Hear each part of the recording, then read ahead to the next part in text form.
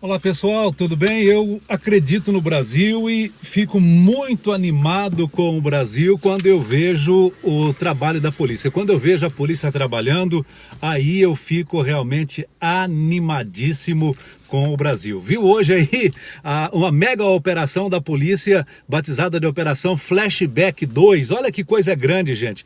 Nesta terça-feira, 212 mandados de busca, apreensão em 71 cidades e 11 estados diferentes do Brasil. Polícia Federal trabalhando nas ruas, Polícia Civil trabalhando, Polícia Militar, apreensão de drogas, armas apreendidas, quadrilhas desbaratadas. Eu fico impressionado, eu fico animado com o Brasil quando essas coisas acontecem. E nesse caso, desta terça-feira, foi a ação de combate ao principal núcleo da facção criminosa, primeiro comando da capital, o PCC, em 11 estados: Alagoas, Pernambuco, Ceará, Bahia, Paraíba, Piauí, Paraná, Mato Grosso do Sul, São Paulo e Minas Gerais. As chamadas damas do crime, mais violentas do que os homens. Elas é que mandavam matar, muitas vezes o marido, o namorado lá, o parceiro estava na cadeia e elas continuavam comandando a organização criminosa. Agora, eu fico preocupado com o Brasil quando mulheres estão envolvidas no crime.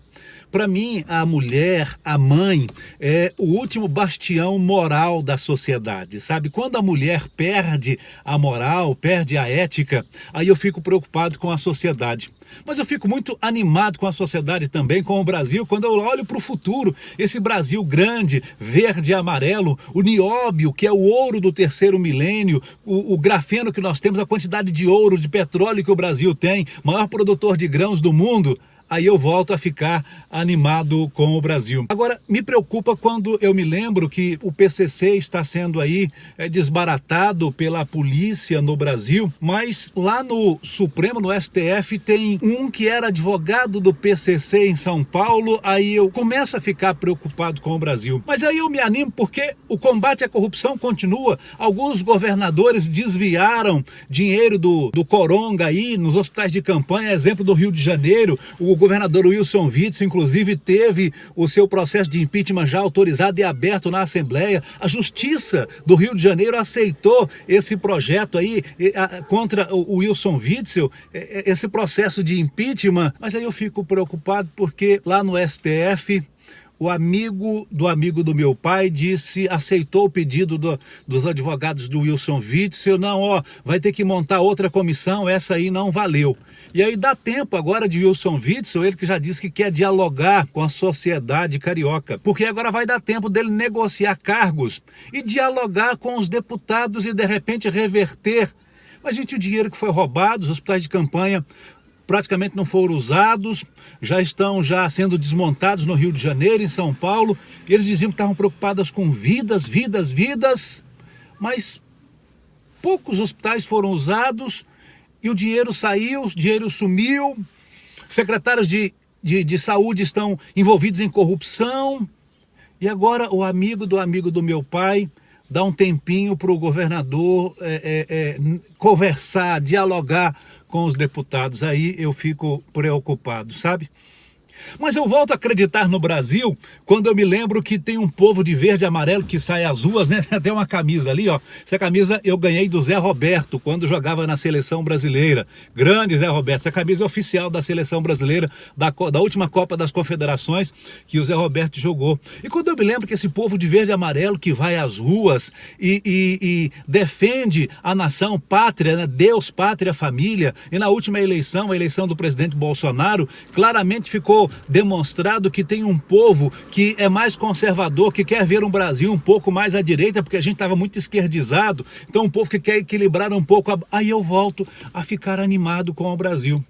Mas o presidente do Supremo, amigo do meu pai, disse que esse inquérito da fake news aí tem que continuar no STF. Um inquérito que por si só é fake news, né? O Supremo quer julgar, quer bater o escanteio e subir para cabecear. Não tem jeito, não pode, né? Que malabarismo jurídico esse? É uma aberração jurídica, isso não existe.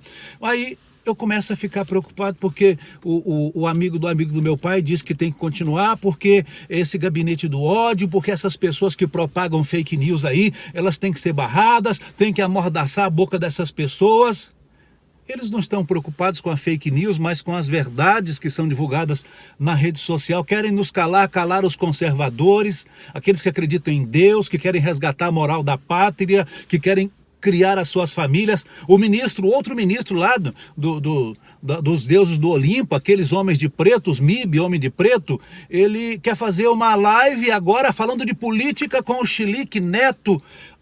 O Terroso quer fazer uma live com o Chilique Neto falando de política.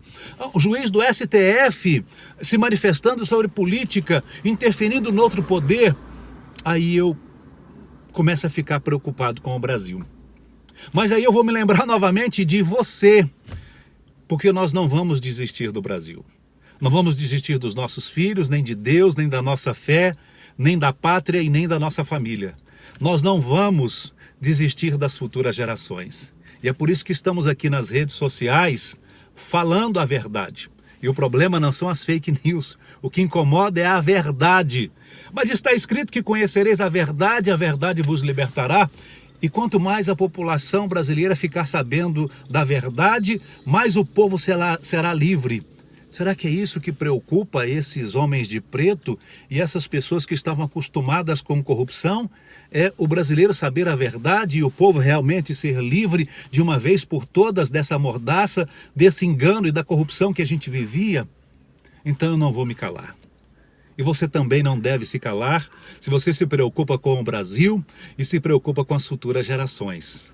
Eu sou Luiz Alberto e esse é o meu ponto de vista. Eu gostaria também de ouvir o seu ponto de vista. Dê o seu like, o seu joinha. Se você não se inscreveu, inscreva-se aqui no canal e compartilhe, porque a verdade é que vai libertar essa nação.